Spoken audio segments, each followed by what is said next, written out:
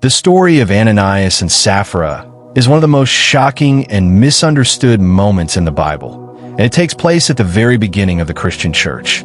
After Jesus had ascended into heaven, believers were united in faith, sharing what they had and supporting one another. Many people sold property and willingly brought the money to the apostles to help those in need. This was not a law or a command, but a voluntary act of generosity motivated by love and devotion. Among these believers was a man named Ananias and his wife Sapphira. They also sold a piece of property, but instead of being honest about the amount they received, they secretly decided to keep part of the money for themselves while pretending to give everything. Their plan was simple. They wanted the praise and respect that came with generosity, without the sacrifice that true generosity requires. When Ananias brought the money to the apostles, Peter did not accuse him based on suspicion or human judgment. Instead, Peter revealed that the Holy Spirit had exposed the truth. Peter asked why Satan had filled Ananias' heart to lie to the Holy Spirit. He made it clear that the land was Ananias' own, and the money was his to do with as he pleased. The sin was not keeping part of the money. The sin was lying, pretending, and attempting to deceive God. At that moment, Ananias fell down and died. Fear spread through everyone who heard what had happened. About 3 hours later, Sapphira came in, unaware of what had happened to her husband. Peter gave her a chance to tell the truth by asking if the amount given was the full price of the land. She chose to continue the lie. Peter then told her that she had agreed with her husband to test the Spirit of the Lord. Just like Ananias, she fell down and died instantly. Young men carried her out and buried her beside her husband.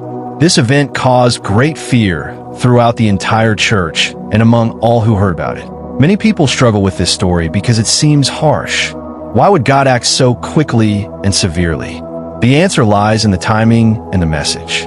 This was the birth of the church. God was establishing a foundation built on truth, sincerity, and reverence. Hypocrisy at this stage would have corrupted the church from within.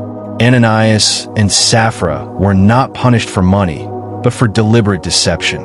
They tried to appear holy while hiding dishonesty in their hearts.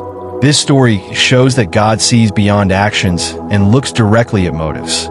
It also reminds us that lying to God is not the same as lying to people. Humans may be deceived, but God cannot be mocked. The sudden judgment was not random cruelty, but a serious warning that God's presence in the church was real and holy. After this event, the Bible records that many signs and wonders were done, and people held the apostles in high regard. The fear that spread was not terror alone, but reverence. People understood that following God was not a performance. It required honesty, humility, and truth. Ananias and Sapphira wanted the appearance of righteousness without surrendering their hearts.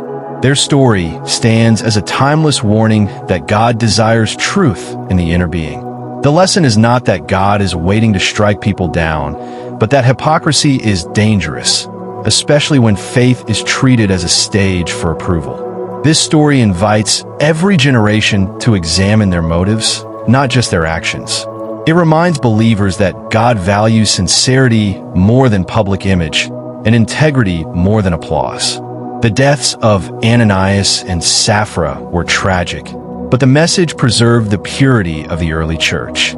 Their story continues to speak, warning that faith without truth is empty and that God cannot be deceived even when people are.